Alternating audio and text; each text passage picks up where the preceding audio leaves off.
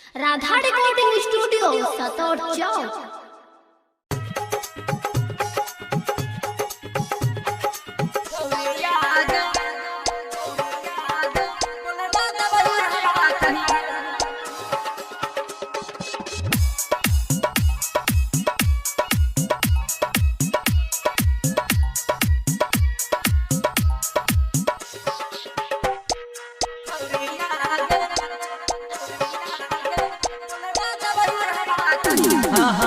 तोहर जवानी देखी तोहर जवानी देखी मुँह से चुए पानी सोना छौरिया गे सोना छौरिया गे बोलना दवाई हमारा कहिया सोना छौरिया गे बोलना दवाई हमारा कहिया।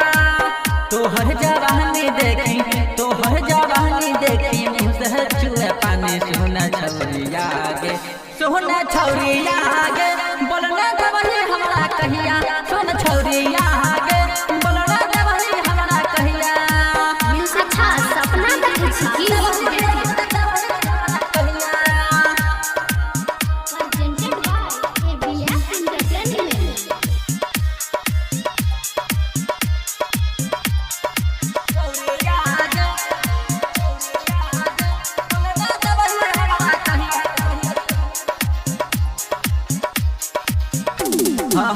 दहिया से देखलहु तोहर हहो वाला चीज गे हाथ से हिलाबै छियौ हमरा दिल गे खेरे वाला हिया पागल दी।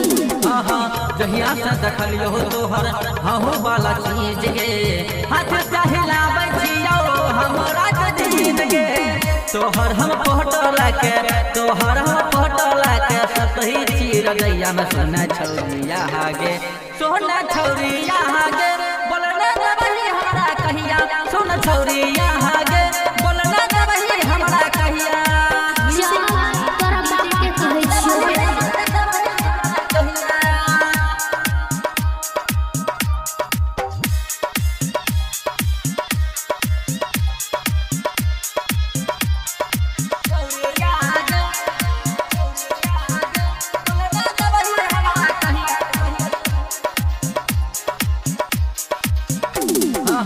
रटर शिव सुंदर से करे रही बात गे अजय सटाहर जी के दादे एक बार गे हेरा दिमाग के तार छूटल छ।